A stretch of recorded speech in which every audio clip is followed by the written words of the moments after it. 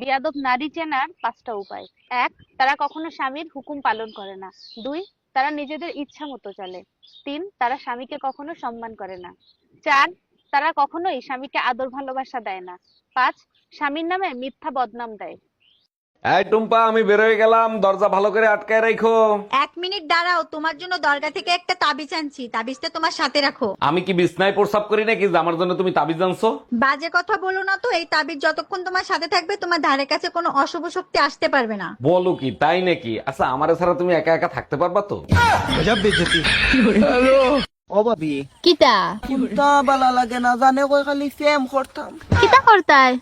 ফিরিত করতাম গো ফিরিত করতাম জানে কই খালি ফিরিত করতাম ও শুনা মাই গো, তোমার জানে খয়নি খালি ফেম করতায় ফিরিত করতায়, খাল লগে করতায় আমারে খোসাইন তান্ডে তোরা বুঝাইয়া কইমু।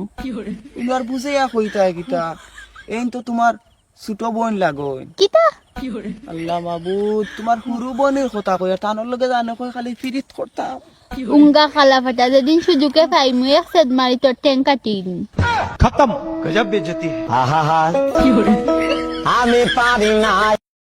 মানুষ কখনো অতীত হয় না, অতীত হয় সময়, আর অতীতের পতিত সময় মানুষকে বানায় ইতিহাস। কথাটা মানলেও বাস্তব, না মানলেও বাস্তব।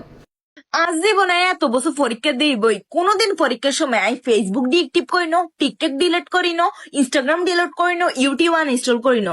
হোলাইন বেলে রুটিন দিলে সোশ্যাল মিডিয়াতে লিভ লইল সব ডিলিট করে দেয়, সব আনইনস্টল করে দেয়।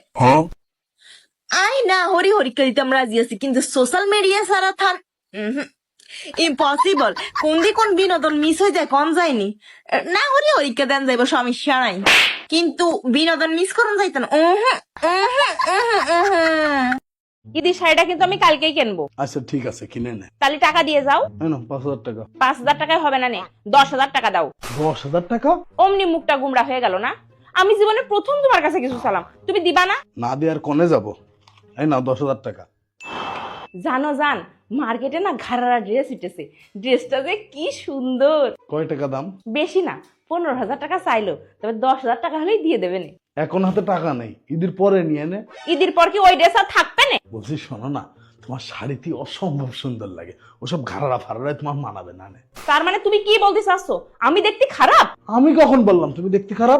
আমি যখন এতই খারাপ, তাহলে আমার না বিয়ে করলে পেতে ধর, আমার কিছু লাগবে না। জীবনটা একদম তেজপাতা করে ছেড়ে দিল।